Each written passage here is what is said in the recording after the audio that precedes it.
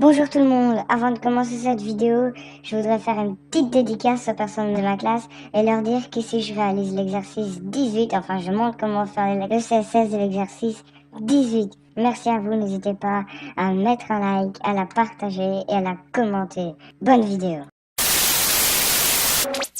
Du coup, c'est parti, j'espère que cette vidéo va vous plaire. Je vais vous montrer comment simplement styliser un tableau,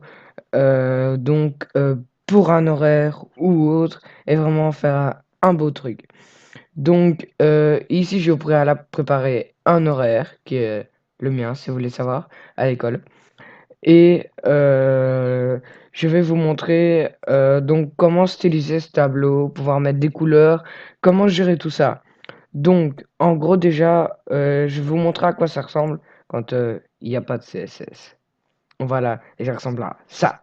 C'est-à-dire ça. Bon, ben, c'est nul, quoi. C'est de la merde. Oui, c'est exactement ça.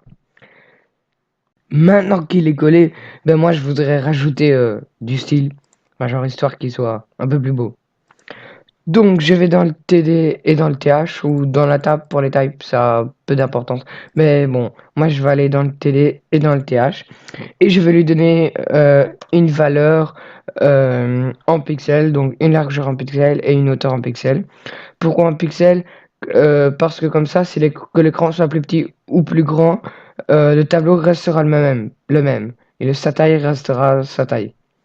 Donc, si vous avez un écran de 100 pixels sur 200 pixels, alors c'est peut-être un grand téléphone ou un petit, enfin bref, le tableau aura cette taille. Donc, la taille sera fixe. Ce sera celle-là, point. Tandis, par contre, si vous voulez un tableau qui s'adapte plus à la taille d'écran, là, il faut mettre l'écran, enfin la valeur en pourcent et non pas en pixels. Donc, dire que le tableau utilise 20% de la hauteur de la page et par exemple 50% de la largeur de la table. Mais moi je vais le mettre en pixels. Donc je vais dire qu'il prend, on va dire, 200 pixels de largeur. Non, pas toi. 200 pixels de largeur. On va voir ce que ça donne. Pouf, voilà. On a un tableau qui utilise... ici je crois que ça doit être quelque chose comme 80% de la page, quelque chose comme ça. Et je vais mettre ici l'auteur, je vais mettre 100 pixels. Je crois que ce sera pas mal déjà. Ce sera même de trop. Ouais, c'est trop. Donc je vais plutôt mettre 80. Voilà, 80 ça devrait être plutôt pas mal. Ouais, voilà. On a 80. C'est vrai qu'il est encore un peu grand. Du coup, je vais mettre 60. Hop. Ouais, voilà. Comme ça, c'est un peu mieux. Donc, maintenant, je veux que les parties récréation, donc les parties où on n'a rien, soient en gris. Donc, en gros, ces parties-là vont être en gris. Bon, ben, c'est tout simple. Je vais récupérer les parties récréation, j'ai nommé, donc je leur aurais donné une classe, et le nom, c'est récré. Enfin, recreux. Parce que les accents en HTML, il les prend pas bien. Enfin, en CSS. Du coup, recreux. Donc, moi, je vais en recreux. Voilà. Donc, je récupère ma recreux.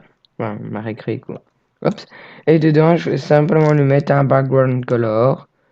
Et j'avais dit que je voulais gris.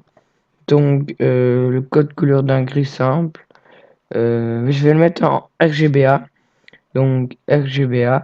Donc, red, green, blue et alpha. Alpha qui est une transparence. Donc, je vais lui donner. Je vais faire un gris 80. 80. Ici, j'aime bien mettre des espaces. Comme ça, voilà, c'est bien clair. Et je vais lui donner une transparence. Je vais peut-être pas donner grand chose. On va. Oups. Et là, on va voir ce que ça donne. Je sais pas si j'ai enregistré. Voilà. Voilà, on a un gris comme ça. Et là, du coup, on voit bien que là, on a récréation et pas autre chose, quoi. C'est bien, c'est imposant, on le voit. Maintenant, je voudrais que les endroits où j'ai pas cours, ce soit rouge. Donc, par exemple, le mercredi, je finis en 4e heure parce que la récréation, du coup, on la fait pas. Et donc, je voudrais que ici, ce soit rouge. Et le vendredi, je finis après la 7e heure, donc en 8e heure, enfin en début de 8e heure. Il faudrait que ce soit en rouge aussi. Et évidemment, j'ai tout prévu pour pas perdre de temps. Et toutes les cellules où je n'ai pas cours, j'ai mis la balise. Non. Ouais, non, parce que j'ai pas cours, quoi. Non. Je sais pas quoi mettre, du coup. Voilà. Non. Donc, du coup, voilà. Non. Et là, tout simplement, background color. Et là, red. Enfin, non pas red parce que je vais mettre un code hexadécimal, mais l'équivalent de rouge, quoi. Donc, rouge, vert, bleu. Voilà. CTRL S et hop. F5 et voilà. Là on a du rouge et donc je vois bien les endroits où j'ai pas cours. Après c'est vrai que c'est le tableau pas spécial, enfin pas spécialement beau. Voilà quoi, c'est du gris et du rouge quoi. Sur un tableau c'est pas. Voilà. Maintenant on va passer dans la troisième partie qui va être mettre du style quand la souris passe. Ouais, c'est-à-dire que là, je vais sur le TD, il se passe rien. Il souligne pas, enfin, tous les caractères restent les mêmes. Moi, je voudrais que ce soit un peu plus stylisé. Donc voilà, maintenant, on va passer dans la troisième partie. Du coup, go pour cette troisième partie. Dans cette troisième partie, en fait, je voulais simplement montrer des propriétés. Mais voilà, en fait, elles sont encore ici. Les couleurs, elles sont moches, mais c'est pas grave, hein. Je voulais montrer des propriétés donc qui permettent de, quand on clique, par exemple, changer certaines choses, quand on passe avec la souris, faire certaines actions. Et en fait, elles sont très très simples à réaliser, hein.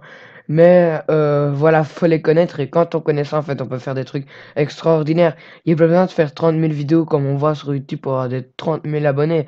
C'est on peut vite l'expliquer. Et puis avec tous les sites qu'il y a maintenant, c'est pas un truc, je vais vous en montrer juste après. Oh, c'est pas un truc, on va voir. En plus, il y a d'autres sites et il y a des tutos. Du coup, il y a vraiment moyen de réussir un site HTML en un mois sans rien connaître en fait, hein. Surtout avec les deux trois vidéos que j'ai fait ici. euh, voilà quoi, ça va être facile. Ça va être facile pour vous, mais pas pour tout le monde. Du coup, voilà. Les premières actions, et les premiers effets que je voulais faire, eh bien, c'est en fait quand je passe la souris ici, voilà, ici, on a encore un petit que j'avais fait, histoire de vous montrer. J'ai pas encore rafraîchi la page, du coup, je peux encore vous montrer. C'est que quand j'aille sur les heures, la police change, ce soit souligné, et qu'il y ait un background color, c'est-à-dire une couleur de fond. Du coup, c'est tout simple. On était dans les TH, donc la première ligne où il y a heure, lundi, mardi, mercredi, jeudi, vendredi. Donc simplement, soit je peux lui donner la classe de jour parce que le TR c'est jour, soit je mets simplement la balise TH. Pour généraliser, je vais y arriver. Pour généraliser, je vais dire TH. Donc voilà, j'ouvre la balise TH, mais c'est pas tout. Dans la balise TH, on veut dire que quand on passe avec la souris, il se passe quelque chose. Du coup, on met over. Voilà. Maintenant, on peut commencer la première partie de, des mouvements, enfin des animations. Du coup, je vais mettre un background color. Je vais lui mettre une couleur un peu au hasard. Je vais essayer en fait de faire un petit bleu. Mais bon, ou sinon, vous allez sur Google, il y a des palettes color, il y en a tout plein. D'ailleurs, je crois que j'en ai une, voilà. J'en ai une ici, du coup, en fait, je vais pas mettre une couleur au hasard. Allez, hop, ici, voilà, ça fait un petit mot. Je prends le code couleur, voilà, je le copie, je le colle, et voilà. Ensuite, là, je vais vous montrer ce que ça fait, hein, comme ça, on voit tout en live. J'aime bien montrer directement ce qui se passe. Voilà. On sait que les couleurs, c'est un peu merdique, hein, mais voilà. Quand je passe dessus, voilà, la couleur change. Alors là, c'est pratique, surtout quand c'est du plus petit texte. Ici, on voit vraiment, on voit bien qu'on est donc sur le lundi et tout. Donc, maintenant, je voudrais que le texte se souligne. Donc là, c'est text decoration. Voilà. Et underline, donc la ligne du dessous, quoi. Voilà. Et donc là, j'enregistre. Et quand je fais ça, voilà. Il y a une petite ligne en dessous. Maintenant, je voudrais que la police change. C'est-à-dire mettre un texte un peu plus en gras, un peu plus gros. Je vais choisir une police. Donc pour ça, je pense qu'on avait déjà vu un font family. Et là, je vais utiliser Arial Black. Alors, utiliser les polices, donc utiliser les polices d'écriture les plus connus, les plus utilisés sont généralement mieux. On peut mettre évidemment aussi une liste, donc Arial Black en premier, puis si Arial Black n'est pas disponible, sans serif par exemple, etc. Euh, pour pouvoir euh, faire en fait, je vais reprendre depuis le début. Pour pouvoir faire en sorte que votre site soit stylisé. En fait, pour être plus complet, tous les navigateurs ne prennent pas toutes les polices d'écriture. Je sais pas si vous m'avez suivi, mais en fait, c'est simple. C'est pour ça qu'on peut mettre plusieurs listes de polices d'écriture. Donc voilà. Maintenant, si je fais ça, hop, ici, voilà, la police change. Ensuite, en fait, je peux copier-coller pour le TD. CTRL-C. Oula. CTRL-V. Et je mets simplement TD. J'aurais pu mettre une virgule comme ici et mettre over. Juste, on peut avoir parfois des petits problèmes, que ça se mette juste sur TD ou juste sur DH. Du coup, je préfère le mettre en deux paragraphes, hein, en deux fois. Ici. Simplement, par exemple, ici, je pourrais changer la couleur. Donc, ici, mettre A, voilà. Et là, 1. Juste histoire que la couleur change un peu. Donc là, si j'enregistre, voilà, on a un petit bleu. Et voilà, le texte change bien et tout ça. Maintenant, je vais faire un test en même temps parce que j'aime bien faire des tests. C'est utiliser c'est pas vraiment une propriété, mais c'est en fait la propriété active dans le CSS. Donc, active quand on clique, voilà, c'est active. Donc, quand on active la cellule, il se passe quelque chose. Je voudrais que le texte se rétrécisse. Comme ça, si on veut cliquer pour une raison ou l'autre, voilà, ça fait une animation. Et en même temps, je vous montre une propriété. Par contre, généralement, cette active est utilisée sur les boutons.